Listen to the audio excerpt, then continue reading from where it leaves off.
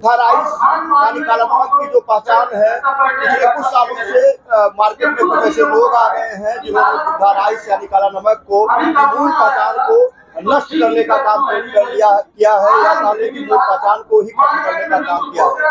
लेकिन सिद्धार्थनगर में ही कुछ ऐसे लोग भी हैं जो मूल काला नमक जिसके लिए जीआई टैगिंग भारत सरकार द्वारा दिया गया है, जियोग्राफिकल आइडेंटिफिकेशन के बाद जिसको चुना गया है, ऐसे भी लोग हैं जो उसको प्रमोट कर रहे हैं। तो क्या खूबी है सिद्धार्थनगर के चावल में? क्यों सिद्धार्थनगर जैसे सुगंध दूसरे जनपदों के काला नमक चावल में नहीं आ पाती है, हम जानेंगे कपिलोस्ट फार्मर प्रोड्यूसर कंपनी लिमिटेड के डायरेक्टर यानी निदेशक श्रीधर पांडे, जिसे पिछले 20 सालों से आप काला नमक की खेती कर रहे हैं। इन दिनों 400 से भी अधिक किसानों के साथ सामूहिक रूप से काला नमक की खेती कर रहे हैं, देसी प्रजातियों की खेती कर रहे हैं। तो सर बहुत बहुत स्वागत है।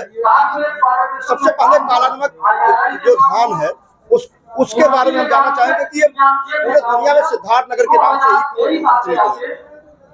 देखिए, सिद्धार्थनगर नेपाल का बॉर्डर है और यहाँ पे अंग्रेजों के शासन काल से पहले ही बहुत बड़े बड़े लगभग 10 वाटर रिजर्वायर्स बनाए गए थे। बहुत बड़े बड़े ताल हैं जहाँ पे पानी का स्टोरेज होता था और नेपाल की पहाड़ियों से आने वाला पानी उन सागरों में इकट्ठा होता था और उन सागर से फिर धीरे धीरे करके जो है पानी इन क्षेत्रों में जो फैलता था और नहरों से उसकी सिंचाई होती थी। तो एक तो यहाँ की जो मिट्टी है, उस मिट्टी में ही कुछ ऐसे तत्व हैं जिसकी वजह से काला नमक की सुगंध और उसका टेस्ट, और साथ में जैसे काला नमक में एक खास बात ये होती है कि ये सॉफ्ट बहुत होता है और एक बार आप खाएंगे तो आपको पक्का ये समझिए कि अगर आप 100 ग्राम चावल खाने की कैपेसिटी रखते हैं तो आप 125 ग्राम चावल जरूर खाएंगे। तो ये मिट्टी और जलवायु और यहाँ की जो भौगोलिक स्थितियाँ हैं, इसकी वजह से ही काला नमक यहाँ पर जो है पैदा किया जाता था और यहाँ का काला नमक बहुत मशहूर है। अच्छा, एक चीज और मैं जानना चाहूंगा, काला नमक सिद्धार्थनगर के लिए जैसे काला नमक वरदान है, उसी तरीके से नेपाल की जो नदियां हैं वो सिद्धार्थनगर के लिए अब साफ मानी जाती हैं। तो ऐसे में काला नमक की मूल खुशबू, मूल पहचान को बचाए रखने में किस तरीके से आप अपना योगदान दे रहे हैं या आपकी एफपीओ योगदान दे रही है? देखिए, काला नमक एक तो पानी के प्रति थोड़ा रेजिलिएंट है, जिसको कहते हैं सहिष्णु है। तो अगर उसमें पानी, काला नमक में खास करके लगभग 6 से 8 इंच 10 इंच पानी, 1 फीट पानी जो है परमानेंट बने रहना चाहिए। तो जो भी मान लीजिए अगर बाढ़ आती है और अगर वो 8 दिन 10 दिन रह के चली जाती है तो उसकी वजह से भी धान के ऊपर कोई प्रभाव नहीं पड़ता है।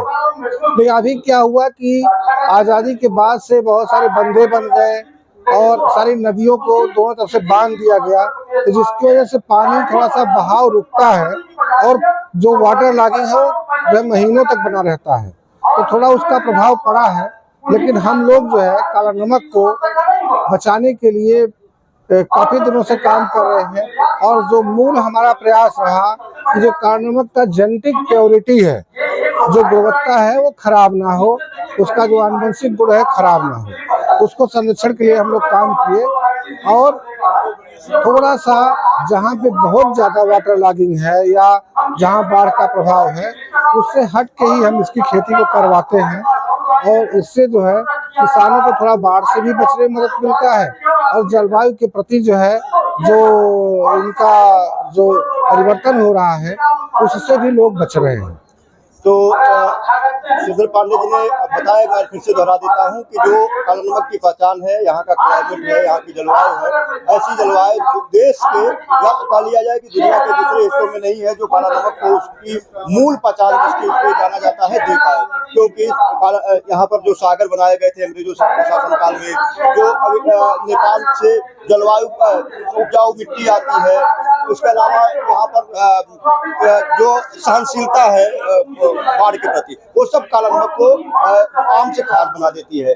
तो अगर कोई दावा करता है, कोई भी उत्पादक या कोई कंपनी के काला नमक का असली ब्रांड उसके पास है, तो एक बार जांच परख लें, किसानों से ही संपर्क करके काला नमक खरीदें। खासकर बाजार में जो कुछ नवीनतम किस्में आई हैं जो पूसा द्वारा डेवलप नहीं की गई है। मैं किसी का नाम नहीं लेना चाहूंगा, लेकिन आमतौर पर कहूँ तो भारत सरकार के कृषि अनुसंधान संस्थान द्वारा जो डेवलप नहीं की गई है या जो मूल प्रजाति देसी नहीं है, उसके अलावा आप किसी भी प्रजाति को ना रोकें। स्पष्ट रूप से कहना चाहूंगा कि पूसा और देसी प्रजाति के अलावा किसी भी प्रजाति को न रोके। वो कोई भी साइंटिस्ट हो, कोई भी दावा करने वाला हो, किसी भी संस्थान में काम किया हो, ये दावा करता हो कि उसका काला नमक मूल काला नमक है, तो ऐसा नहीं है। काला नमक सिर्फ और सिर्फ यहाँ की देसी प्रजाति है। इसके अलावा कुछ उसके जेनेटिक्स गुणों को लेते हुए IRI ने भी डेवलप किए हैं।